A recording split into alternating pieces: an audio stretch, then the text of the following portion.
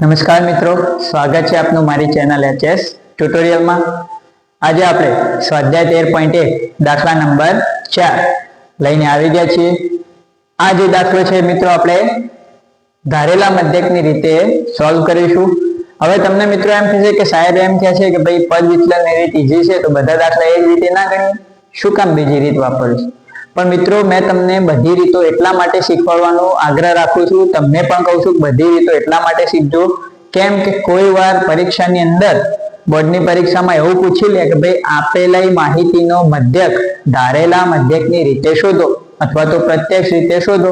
તો જો તમે રીત જ ન શીખેલા હોય તો પછી તમે એ રીતે દાખલો કઈ રીતે ગણી શકવાના? એટલા માટે આપણે આ સ્વાધ્યાયને મેં તમને કહ્યું હતું કે દાખલા અમુક દાખલા આપણે પ્રત્યક્ષ રીતે અને ધારેલા મધ્યકની રીતે પણ ગણીશું, જેથી કરીને એ રીત પણ તમને સરળતાથી સમજ આવી શકે।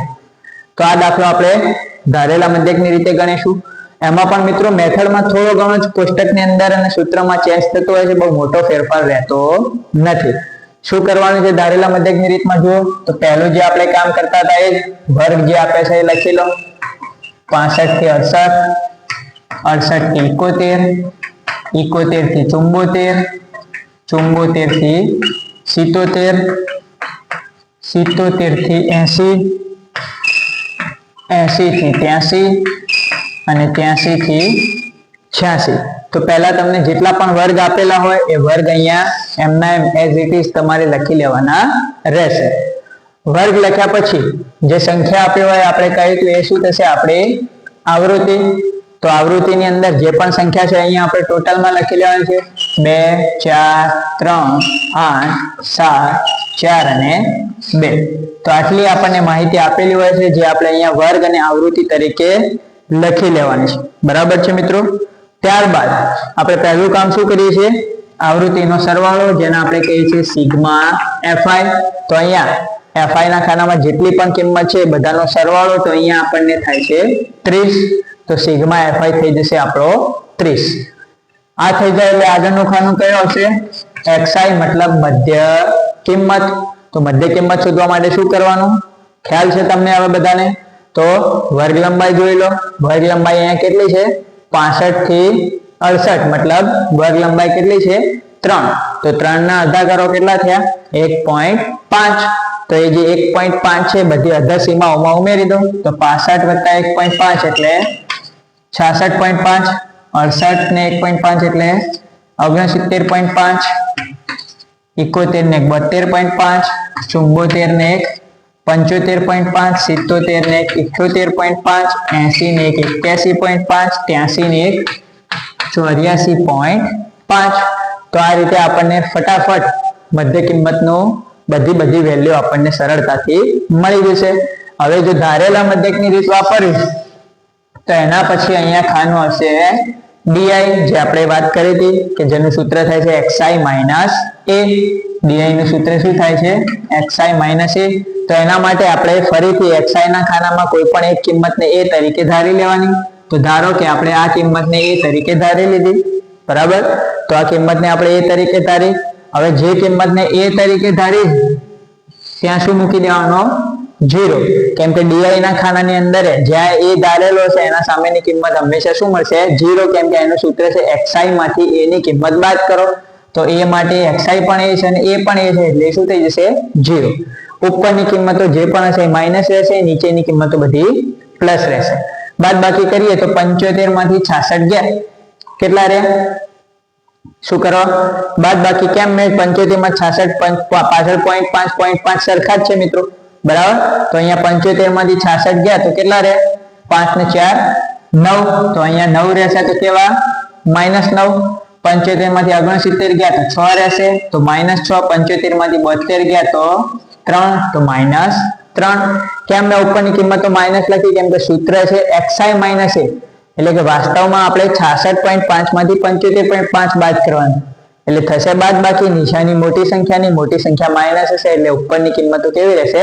માઇનસ। તમારે સિમ્પલ એટલું જ યાદ રાખવાનું કે di નું ખાનું બનાવવું હોય તો a ની સામે 0, ઉપર જે પણ કિંમતો હશે માઇનસમાં, નીચેની કિંમતો પ્લસમાં। પછી સિમ્પલ બાદ બાકી કરી દો। 75 માંથી 66 ગયા 9, 75 માંથી 69 ગયા 6, 3। પછી નીચેની કરવાની જરૂર નહીં રહે, ઉપર જેવી કિંમતો આવી છે એવી એવી નીચે જ આવશે 3 6 9 બરાબર જોઈ લો તમે 78 માંથી 75 ગયા 3 81 માંથી 75 ગયા 6 84 માંથી 75 ગયા 9 ઉપર જેવી કિંમતો મળી એવી નીચે પણ કિંમતો મળશે કેમ કે આવૃત્તિ વિતરણ સતત છે અને વર્ગ લંબાઈ પણ સરખી ત્યારબાદ ગુણાકાર આવશે fi અને di એટલે કે fi અને di ની કિંમતોનો ગુણાકાર કરી લેવાનો એટલે આપણને એની વેલ્યુ મળી જશે તો અહીંયા 9 2 18 -18 6 ચોક 24 -24 3 તરી 9 -9 8 ગુણ્યા 0 એટલે 0 7 તરી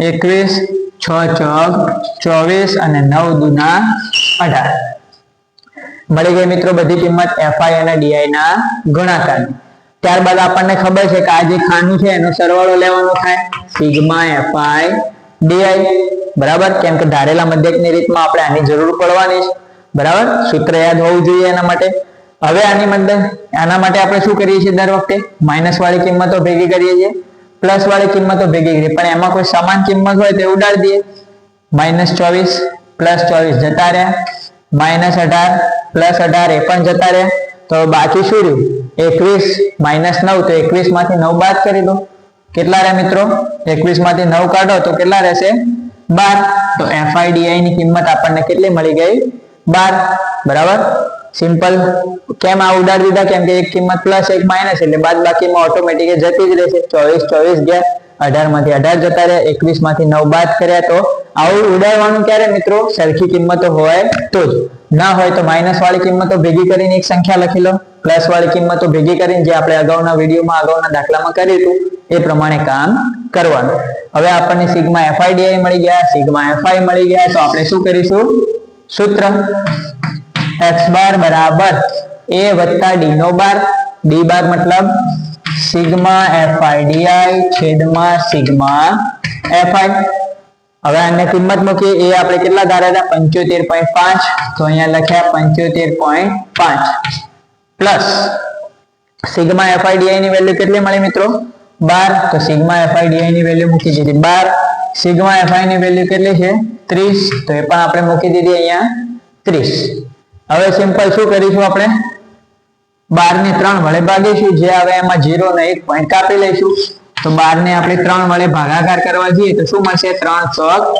12 0 0 હવે આ 4 જવાબ આવે એમાં 1 પોઈન્ટ કાપીએ તો શું થાય 0.4 તો 75.5 વત્તા 0.4 એટલે કે આ ભાગાકારનો જવાબ શું આવશે 0.4 કેમ મેં શું કર્યું 12 ને 3 વડે ભાગ્યા જે જવાબ આવે એમાં 1 પોઈન્ટ કાપી લીધો કેમ કે અહીંયા 0 હતો નીચે તો 1 પોઈન્ટ કાપે તો અહીંયા હવે 0.4 મળી ગયા 75.5 વત્તા 0.4 એટલે 75.9 તો આ થઈ ગયો આપણી આપેલી માહિતીનો મધ્યક તો ખૂબ જ સરળતાથી આ રીતે ધારેલા મધ્યકની રીતનો ઉપયોગ કરીને પણ તમે મધ્યક શોધી શકો છો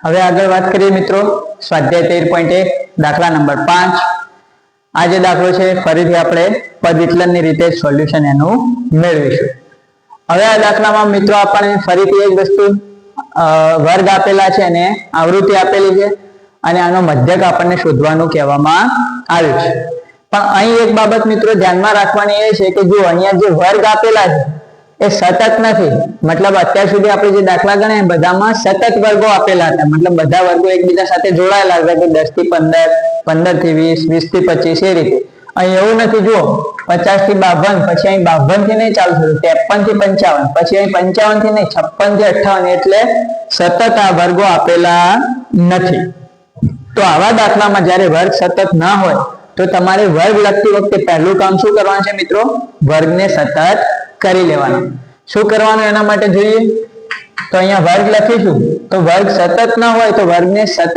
કરવા માટે આપણે શું કરીશું તો અધર સીમા એટલે કે નીચેની કિંમતમાં 0.5 ઓછા કરો અને ઉર્ધ્વ સીમા એટલે કે ઉપરની કિંમતમાં 0.5 વધારી દો એટલે કે અહીંયા 50 ની અંદર 0.5 ઓછા કરીએ તો શું લખાય 49.5 અને ઉપર 0.5 વધારી દો તો એને શું લખાય 52.5 એ જ રીતે આમાં 0.5 ઘટાડો તો 52.5 થી 55.5 પછી 55.5 થી 58.5, 58.5 થી 61.5 અને 61.5 થી 64.5. તો આપણે શું કર્યું, વર્ગ સતત ન હતા તો બધા વર્ગને સતત કરવા માટે દરેક વર્ગની અધા સીમામાં 0.5 ઘટાડ્યા, ઉર્ધ્વ સીમામાં 0.5 વધાર્યા. તો હવે જુઓ બધા વર્ગો કેવા બની ગયા, સતત. તો આ રીતે તમે વર્ગને સતત બનાવી શકો છો. આ કામ કરવાનું મિત્રો ભૂલવાનું નહીં તો આપણો જવાબ ખોટો આવશે. તો વર્ગ થઈ ગયા. વર્ગ પછી આપણે દર વખતે જે લખીએ છીએ આવૃત્તિ જે આપી છે એ લખી લો. 15, 110, 135, 115, 25 આવૃત્તિ લખાઈ જાય એટલે આપણે એનો શું લઈ લઈએ, સરવાળો, જેને કહેવાશે સિગ્મા એફઆઈ. આ બધાનો સરવાળો કરીએ તો અહીંયા થાય છે 400. તો આપણે લખી દીધો સિગ્મા એફઆઈ બરાબર 400. એફઆઈ પૂરું થઈ જાય એટલે આપણે શું આવશે અહીંયા મધ્ય કિંમત, એ આપણને ખ્યાલ છે. મધ્ય કિંમત એટલે શું મિત્રો, એક્સઆઈ. બરાબર છે. તો એક્સઆઈ માટે આપણે શું કરીએ છીએ, વર્ગ લંબાઈ જોઈ લઈએ. તો વર્ગ લંબાઈ જોઈએ તો અહીંયા વર્ગ લંબાઈ કેટલી છે, 49 થી 50, 50 થી 51, 51 થી 52. એટલે વર્ગ લંબાઈ હવે અહીંયા કેટલી છે મિત્રો, 3. આ વર્ગની વર્ગ લંબાઈ નથી જોવાની, અહીંયા જે વર્ગ હોય એની વર્ગ લંબાઈ આપણે ધ્યાનમાં લેવાની. તો આ સતત કરેલા વર્ગોની વર્ગ લંબાઈ કેટલી છે, 3. તો 3 ના અડધા કરીએ કેટલા મળશે, 1.5. તો એ જે 1.5 છે બધી અડધા સીમાઓમાં ઉમેરી દો. તો 0.5 ઉમેર્યા છે એટલે આ થઈ જશે 50 ને 1 51. આ થઈ જશે 53 ને 1 54. અહીંયા થશે 57. અહીં થશે 59 ને 1 60. અહીંયા થશે 63. બરાબર. બધામાં 1.5 ઉમેર્યા તો 51. અહીંયા 1.5 ઉમેરો 53 ને 1 54, 56 ને 1 57, 59 ને 1 60 અને 62 ને 1 63. તો આ રીતે આપણને બધા વર્ગની મધ્ય કિંમત મળી ગઈ. હવે આપણે પદ વિચલનની રીત ઉપયોગ કરવો છે તો બધામાંથી કોઈ એક કિંમત a તરીકે ધારી લઈશું. બરાબર છે. તો આપણે 57 ને a તરીકે ધારી લીધા. હવે અહીંયા શું લઈ લઈશું, ui નું ખાનું ખૂબ જ સરળ છે, આપણને ખબર છે. a ની સામે 0, ઉપર માઇનસ કિંમતો, નીચે પ્લસમાં, એટલે કે ઉપર માઇનસમાં એકડી લખવાની છે, નીચે પ્લસમાં એકડી લખી દેવાની. ત્યારબાદ ui નું ખાના પછી સીધો ગુણાકાર લઈ લઈશું આપણે fi ui. આ બંનેનો ગુણાકાર કરીએ તો 15 દુ 30 એટલે -30, 110 ગુણ્યા 1 એટલે -110, 135 ગુણ્યા 0 એટલે 0, 115 ગુણ્યા 1 એટલે 115 અને 25 દુ 50. ત્યારબાદ આ ખાનાનો સરવાળો, એને આપણે કહીશું સિગ્મા fi ui. એટલે સિગ્મા fi ui લેવા માટે કોઈ સરખી કિંમત નથી, તો શું કરીએ, આ બંનેને ભેગા કરીએ તો કેટલા થયા, -140. આ બંને ભેગા કરીએ તો કેટલા થાય, 165. તો 165 માંથી 140 બાદ કરો તો કેટલા બચ્યા, 25. બરાબર. તો સિગ્મા fi ui ની કિંમત કેટલી મળી ગઈ આપણને, 25. હવે આપણને સિગ્મા fi ui મળી ગયા, સિગ્મા fi પણ મળી ગયા. તો હવે આપણે સૂત્રની મદદથી મધ્યક શોધી લઈશું. તો સૂત્ર આપણું પદ વિચલનનું શું છે મિત્રો, x બાર બરાબર a પ્લસ h ગુણ્યા u નો બાર. u નો બાર મતલબ સિગ્મા fi ui છેદમાં સિગ્મા fi. તો આપણે સૂત્ર મૂકી દીધું. હવે બધી કિંમતો મૂકી અંદર. તો a ની કિંમત મિત્રો કેટલી, 57. તો મૂકી દીધી. h વર્ગ લંબાઈ, ફરીથી આ જ વર્ગોની વર્ગ લંબાઈ ધ્યાનમાં લેવાની છે, કેટલી હતી, 3. તો h ની કિંમત મૂકી દીધી 3. સિગ્મા fi ui ની કિંમત 25 છેદમાં સિગ્મા fi કેટલા છે અહીંયા 400.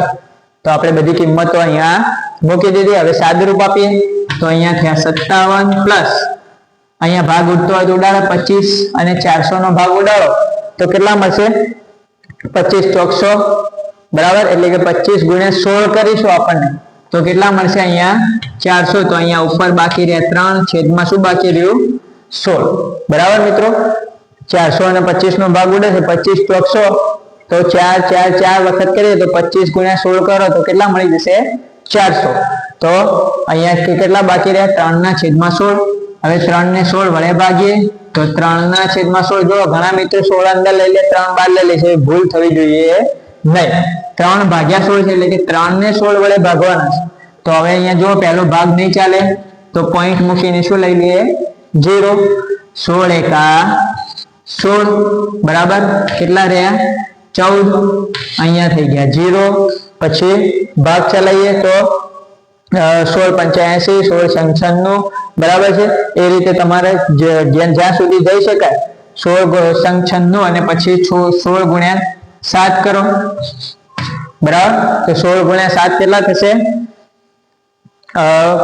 એના ઉપર ભાગ ચાલશે તો 8 ભાગ ચાલી જશે બરાબર 16 ગુણ્યા 8 તમારો ભાગ ચાલી શકે છે 16 ગુણ્યા 8 ભાગ ચલાવો જે આવે અહીંયા કિંમત લખો તો 0.18 તો અહીંયા 57 વત્તા અહીંયા આનો જવાબ કેટલો આવ્યો 0.18 મિત્રો આપણે 2 પોઈન્ટ સુધી જવાનું છે ભાગાકાર જ્યારે કરીએ તો 2 પોઈન્ટ સુધી જવાનું 2 પોઈન્ટ થી વધુ આગળ જવાની જરૂર નથી તો 2 પોઈન્ટ સુધી અહીંયા ભાગાકાર કરી દઈએ તો 57 વત્તા 0.18 તો કેટલા મળ્યા 57.18 એ થઈ જશે આપણો જવાબ તો આ રીતે ખૂબ જ સરળતાથી તમે આ દાખલાનો જવાબ મેળવી શકો છો પણ આવો દાખલો હોય તો એમાં પહેલા આ બાબતનું ધ્યાન રાખવાનું છે કે જો વર્ગ સતત ન આપેલા હોય તો પહેલા વર્ગોને સતત કરી લેવાના પછી જે રીતે આપણે દાખલો ગણીએ છીએ એ રીતે દાખલો ગણવાનો શોર્ટમાં મિત્રો તમારે મેથડ સમજવાની છે બધા દાખલાની મેથડ સમજી લેશો તો પછી મધ્યકનો કોઈ પણ દાખલો તમે સરળતાથી ગણી શકશો